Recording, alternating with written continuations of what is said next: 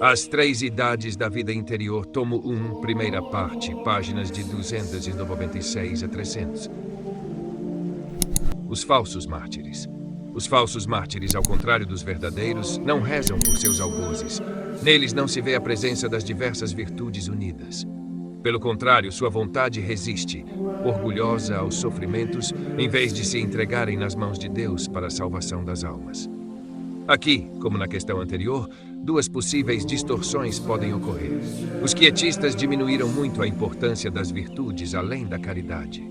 O quietismo, propriamente dito, negava a mortificação, que é o exercício das virtudes de penitência, temperança e paciência, e também o exercício das virtudes relacionadas ao próximo. Isso conduziu ao falso misticismo, pregando que se deveria permanecer na fé obscura e no amor puro, evitando até mesmo agradecer a Deus, dirigir-lhe orações de súplica, buscar indulgências e resistir ativamente às tentações.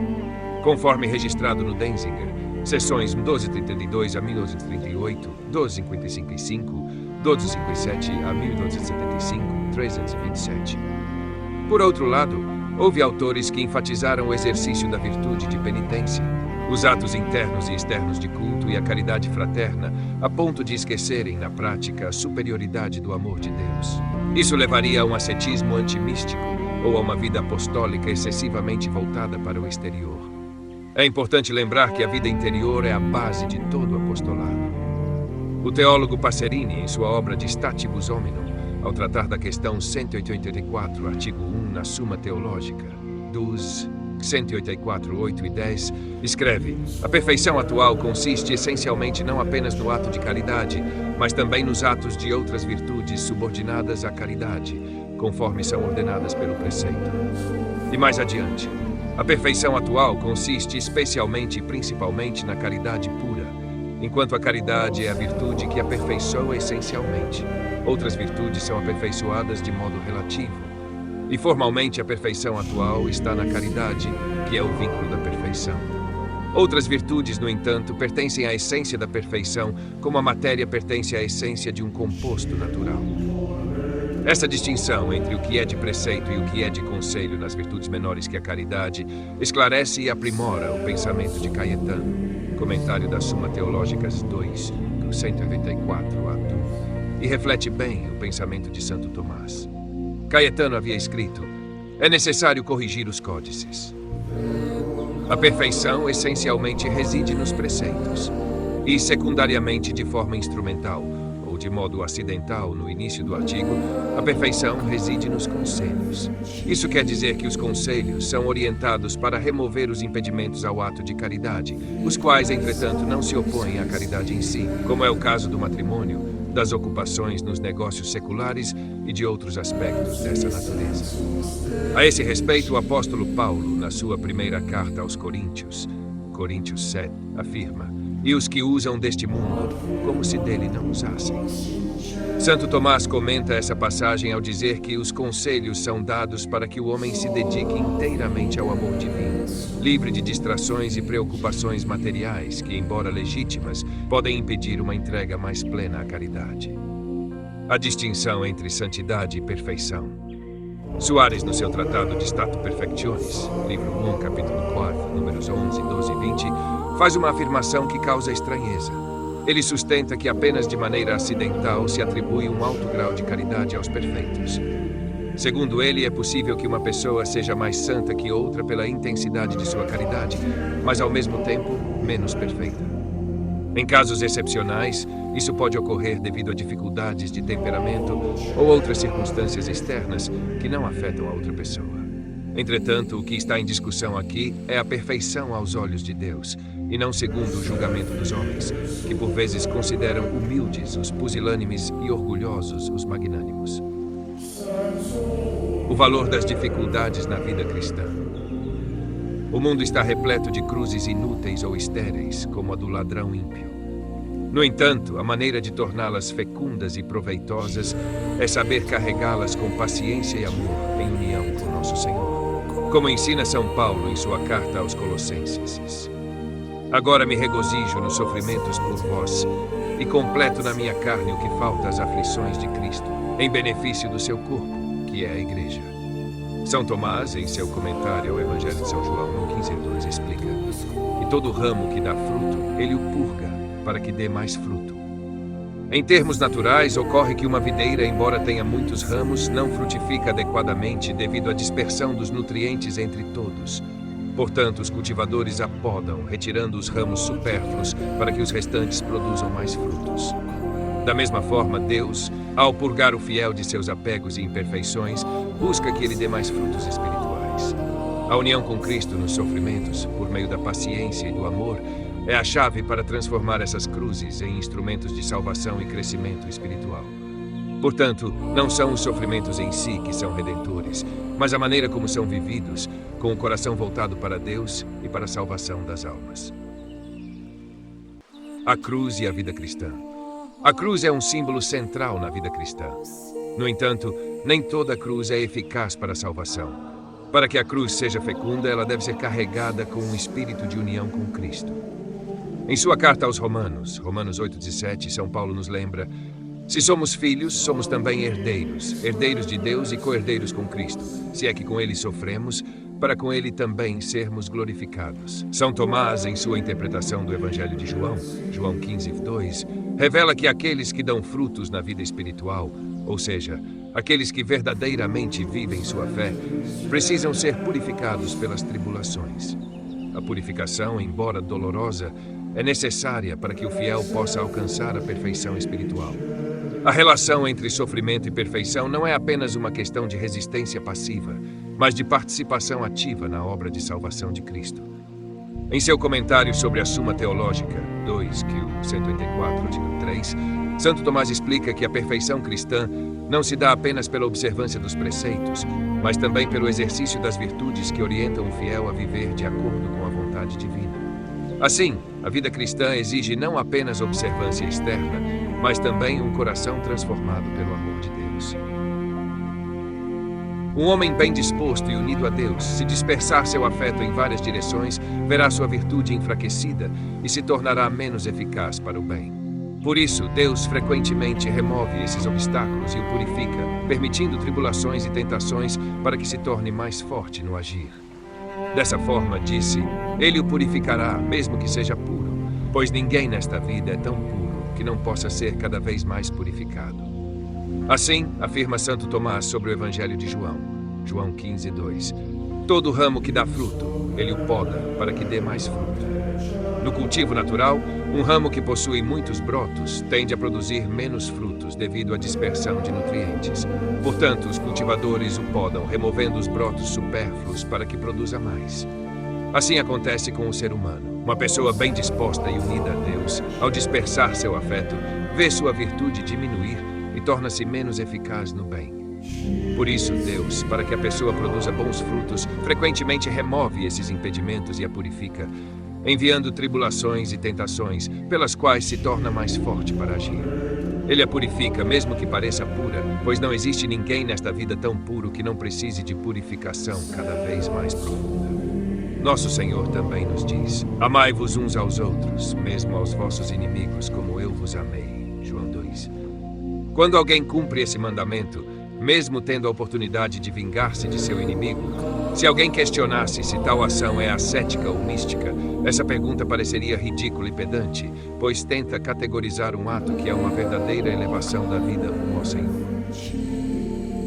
São João da Cruz, em sua obra Noite Escura, descreve a via iluminativa como o caminho da contemplação infusa, onde a alma começa a se desprender das imperfeições mais sutis que muitas vezes considera espirituais. Para alcançar a união divina, a alma deve entrar na segunda noite do Espírito, onde, despojando-se de todo o apego sensível e espiritual, passa a caminhar na fé pura e obscura, o meio adequado para a união com Deus. Noite Escura, livro 2, capítulo 1. Ainda no Noite Escura, São João da Cruz explica que aqueles que já foram purificados pelo amor não precisam passar pelo purgatório, porque estes, que são poucos, estando já purificados pelo amor, não entram no purgatório. Noite Escura, livros capítulo 20. Para ele, a perfeição plena possível nesta vida só é alcançada na união transformante, quando a alma atinge um estado de paz definitiva e um perfeito amor a Deus, desprezando a si mesma. Em outra obra, o Cântico Espiritual, São João da Cruz expressa a plenitude desse estado. Nesse estado, nem demônio, nem carne, nem o mundo, nem os apetites causam incômodo, pois se cumpre o que também é dito no Cântico dos Cânticos. Passou o inverno, a chuva foi embora, e as flores apareceram em nossa terra. Cântico Espiritual. Nesse estado, a alma encontra grande alegria nos sofrimentos em união com nosso Senhor, e todas as virtudes e dons do Espírito Santo atingem seu pleno desenvolvimento. Estrofe 26. Logo no início da terceira e quarta parte desta obra, observamos que a purificação de que falamos é de uma natureza passiva, um estado superior à simples ascese ou ao exercício das virtudes pela própria atividade humana. Trata-se de uma purificação realizada por Deus na alma, sem a interferência ativa desta, o que envolve uma entrega profunda e total. Em outra obra, exploramos este tema com mais detalhe. Perfeição Cristã Volta Ortoi, 176, 214, e o Amor de Deus e a Cruz de Jesus, Vo 3, p. 458, 667. São João da Cruz descreve 3 sinais da purificação passiva dos sentidos em sua obra, livro Rim, capítulo 9, indicando que essa purificação é um estágio necessário para aqueles que buscam uma união mais profunda com Deus. A tradição tomista também reconhece essa ideia. Em Perfeição Cristã e Contemplação, encontramos a afirmação de que o pleno exercício do dom da sabedoria não pode ser alcançado sem a contemplação infusa, a qual, por sua própria natureza, depende de uma especial inspiração do Espírito Santo. A doutrina tomista reconhece que, para alcançar o nível pleno da vida interior e dos dons espirituais, a alma precisa da purificação passiva. Apenas alguns poucos, segundo São João da Cruz, chegam a esse estado em vida, sendo purificados pelo amor a ponto de dispensarem o purgatório.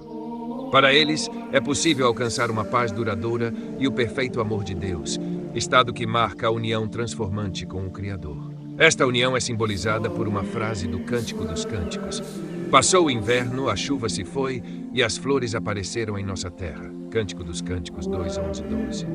Nesse ponto, a alma experimenta alegria nas tribulações ao lado de Cristo e atinge o ápice das virtudes e dons do Espírito Santo. Assim, a alma chega à plenitude da paz e da perfeição. Com isso, concluímos o ciclo das purificações e elevações da alma, que passa por diferentes níveis de união com Deus, da ascese inicial até a contemplação infusa e o amor transformador, onde encontra a paz definitiva. Assim é a visão de Soares, no Tratado de Statu Perfections, capítulo 2, artigo 15 e 16, que, embora reconheça que é mais seguro seguir o ensinamento de Santo Agostinho e Santo Tomás, afirmando que a perfeição não é apenas aconselhável, mas também um mandamento, visto que está subordinada ao mandamento supremo como o fim ao qual todos devemos tender, ele ainda responde negativamente. Respondo, no entanto, que se falarmos propriamente e com rigor, a perfeição de supererogação não é apenas não ordenada como um dever de mandamento, mas nem mesmo está contida de forma final nos preceitos. Em seguida, Soares admite, acima do mandamento do amor a Deus, que em sua opinião é limitado, alguns conselhos de caridade superiores aos de pobreza, castidade e obediência, virtudes que certamente são inferiores à caridade. Segundo este autor, a perfeição consiste essencialmente nesses conselhos de caridade e instrumentalmente nos outros 3 conselhos, que lhes estão subordinados como meios. Septite, artigo 16. Essa doutrina de Soares foi amplamente criticada pelo grande canonista Passerini, OP, um profundo teólogo fiel a Santo Tomás. Ele examina essa questão em sua obra De Hominum Statibus Officis, artigo 70 e 106, onde demonstra que a doutrina de Soares se opõe à de Santo Agostinho e Santo Tomás, mantida por Santo Antonino, Caetano e Valência. Embora Santo Tomás fale por vezes de uma perfeição de supererogação, o faz em sentido diferente de Soares, ensinando que os 3 conselhos evangélicos, pobreza, castidade e obediência, não são obrigatórios. Compreenderemos melhor a posição de Passerini ao examinarmos o artigo de Santo Tomás. Santo Tomás, nas Quis, questão 184, artigo 3, objeção 2, reflete: em que consiste a perfeição? No cumprimento dos preceitos ou no cumprimento dos conselhos?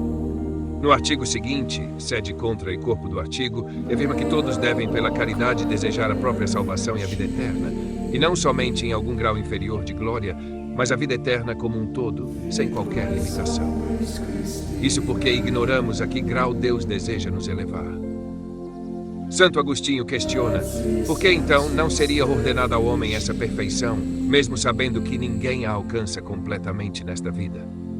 Santo Agostinho quer dizer que a perfeição celeste está contida no mandamento do amor a Deus, não como uma meta a ser atingida de imediato, mas como um fim ao qual todos devem tender, segundo explica Caetano.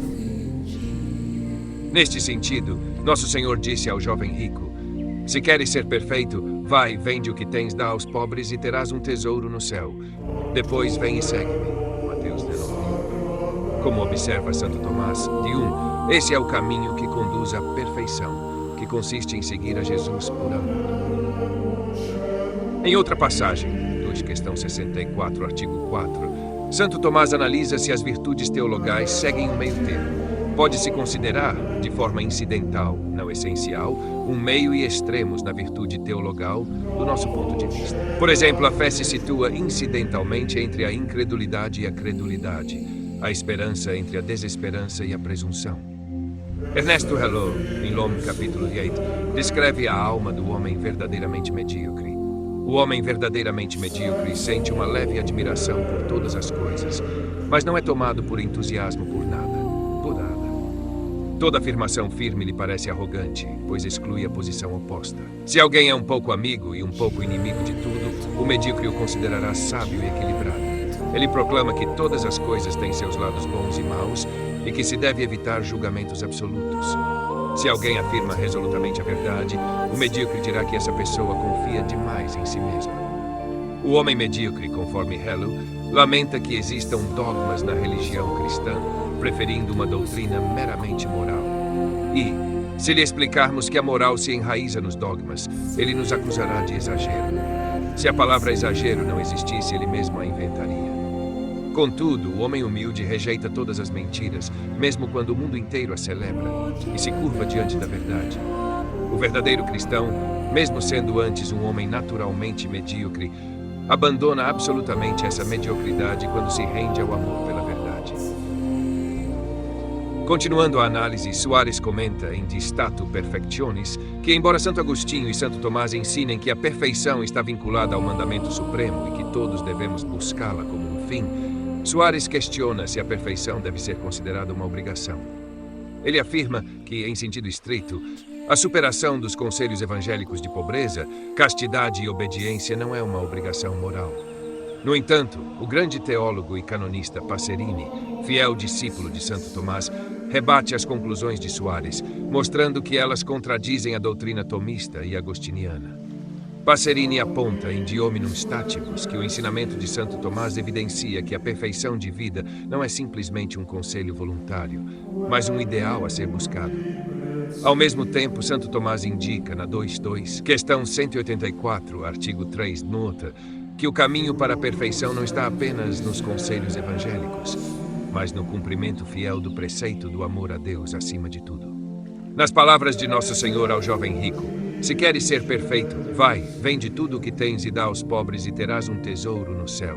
Depois vem e segue-me. Segundo Santo Tomás, este é o caminho para a perfeição, que consiste em seguir Jesus por meio do amor. Este caminho nos leva a desejar não só a nossa salvação, mas também o grau mais elevado de união com Deus.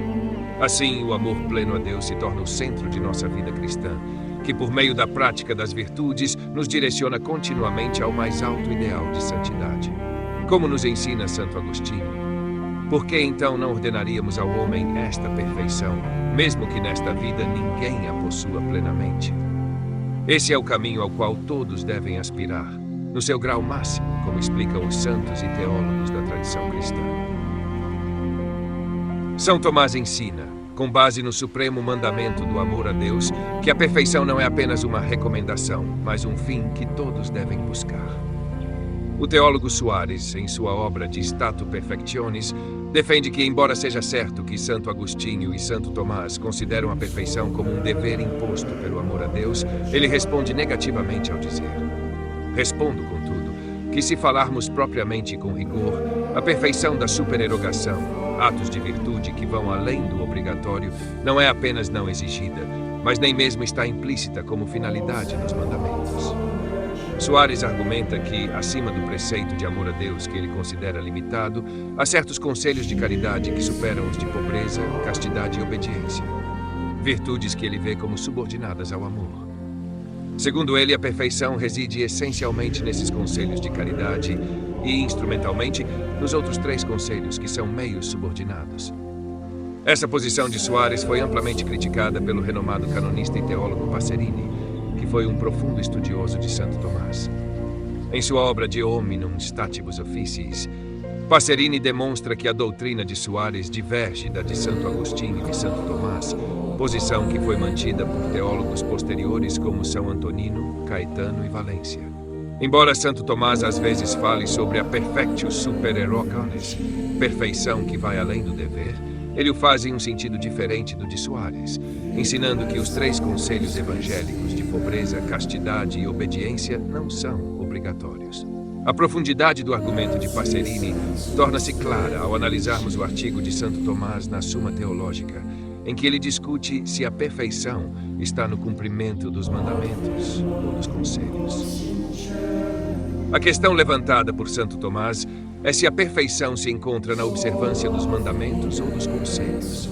Ele argumenta que todos são chamados a buscar a vida eterna, sem estabelecer limites para o grau de glória que Deus nos concederá, pois desconhecemos o nível ao qual ele deseja nos elevar.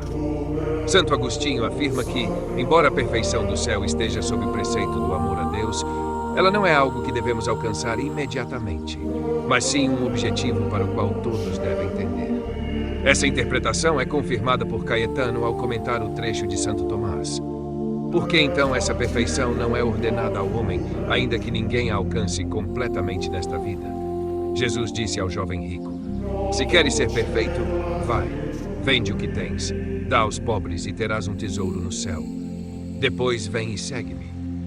Santo Tomás observa que essa é a via da perfeição, que consiste em seguir Jesus por amor.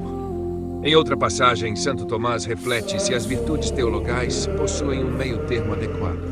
Ele afirma que, por acidente, pode-se considerar um meio nas virtudes teologais, embora em si mesmas elas não contenham extremos.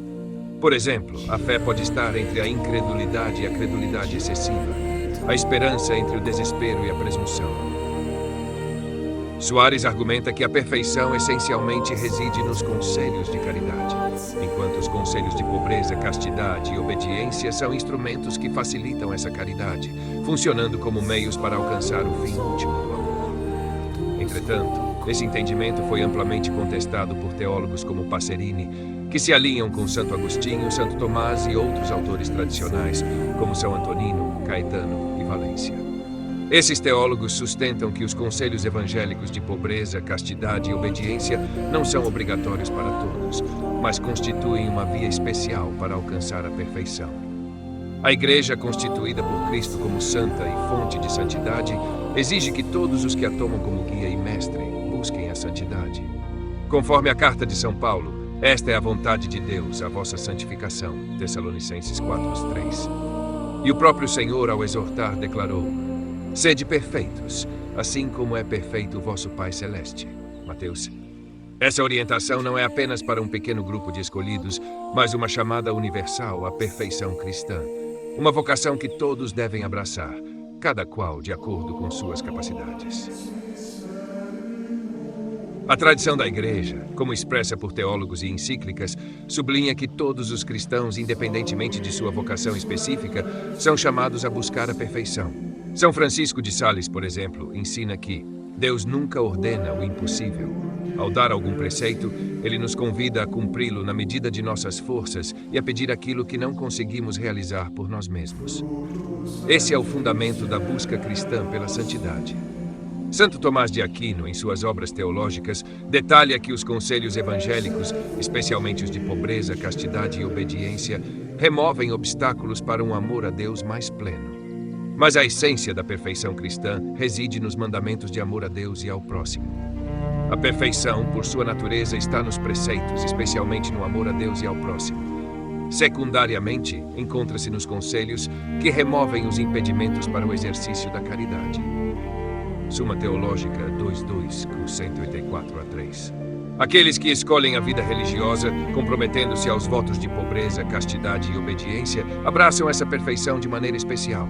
Ao se afastarem das distrações seculares, eles podem se dedicar mais plenamente a Deus, expressando a perfeição da vida presente e aprofundando sua vocação à santidade. São Tomás ensina, com base no supremo mandamento do amor a Deus, que a perfeição não é apenas uma recomendação, mas um fim que todos devem buscar. O teólogo Soares, em sua obra de Statu Perfectionis, defende que, embora seja certo que Santo Agostinho e Santo Tomás consideram a perfeição como um dever imposto pelo amor a Deus, ele responde negativamente ao dizer: respondo, contudo, que se falarmos propriamente com rigor, a perfeição da supererogação, atos de virtude que vão além do obrigatório, não é apenas não exigida, mas nem mesmo está implícita como finalidade nos mandamentos. Soares argumenta que, acima do preceito de amor a Deus que ele considera limitado, há certos conselhos de caridade que superam os de pobreza, castidade e obediência, virtudes que ele vê como subordinadas ao amor. Segundo ele, a perfeição reside essencialmente nesses conselhos de caridade e, instrumentalmente, nos outros 3 conselhos que são meios subordinados. Essa posição de Soares foi amplamente criticada pelo renomado canonista e teólogo Passerini, que foi um profundo estudioso de Santo Tomás. Em sua obra De Hominum Statibus Officiis, Passerini demonstra que a doutrina de Soares diverge da de Santo Agostinho e Santo Tomás, posição que foi mantida por teólogos posteriores como São Antonino, Caetano e Valência. Embora Santo Tomás às vezes fale sobre a perfectio supereroganes, perfeição que vai além do dever, ele o faz em um sentido diferente do de Soares, ensinando que os 3 conselhos evangélicos de pobreza, castidade e obediência não são obrigatórios. A profundidade do argumento de Passerini torna-se clara ao analisarmos o artigo de Santo Tomás na Suma Teológica, em que ele discute se a perfeição está no cumprimento dos mandamentos ou dos conselhos. Erip 8, Ibid, suplemento Q35 a Y2. 22, que o 188 a 6. O Padre Chevrier, por Antônio Lestra. 1935. Santo Tomás, do Stolk, que 24 a 9, e que o 183 a 4. Introdução, parágrafos F6, 6. Felipe da Santíssima Trindade expõe as mesmas ideias no prólogo da sua Summa Theologiae Mysticae, edição de 1874, p. 17, e como ele, muitos teólogos do Carmelo compartilham dessas ideias. Essa também é a divisão proposta por outro dominicano, João Maria de Lauro, em sua Teologia Mística, publicada em Nápoles em 1743. Em outro lugar, desenvolvemos essas considerações que foram feitas por diversos autores espiritualistas. Les Trois Conversions et les Trois Voies, pp. 1, 102. Veja, particularmente, F. Cai, A. Preces de Patrologie, 1927, onde, de maneira rara em obras dessa natureza, é exposta a espiritualidade dos padres da Igreja. Cifra Introdução, p. 19 e 29, e volume 1, p. 173, 174, 177, 122, 217, 432, 583, e vol. 2, pp. 355, 362, 933, 936. Leia também G. Bardi, La vie spirituelle dans les écrits des 3 premiers siècles, 1935. Em relação à hierarquia celestial, é importante observar as distinções que são feitas entre os diferentes níveis de seres angélicos e os princípios divinos. Na obra de Celeste Hierarquia, Gregório Magno descreve essas distinções de maneira detalhada, mostrando como os anjos estão organizados em diferentes ordens, cada uma com funções específicas que refletem a ordem divina. A terminologia utilizada na obra de Divinis Nunis Nominibus de Dionísio Areopagita revela a profundidade teológica sobre como Deus é nomeado, o que não apenas descreve a essência divina, mas também como ele se comunica com o ser humano através de seu nome. Notas explicativas. Quietismo, movimento espiritual do século XVII, associado a Miguel de Molinos, que defendia a passividade completa do cristão frente a Deus, ignorando o esforço ativo de oração e combate às tentações. Enfatizava uma fé obscura e amor puro, desprezando virtudes ativas e a luta contra o pecado, visão esta condenada pela Igreja. No texto, o quietismo é criticado por negligenciar a caridade prática, favorecendo uma espiritualidade introspectiva.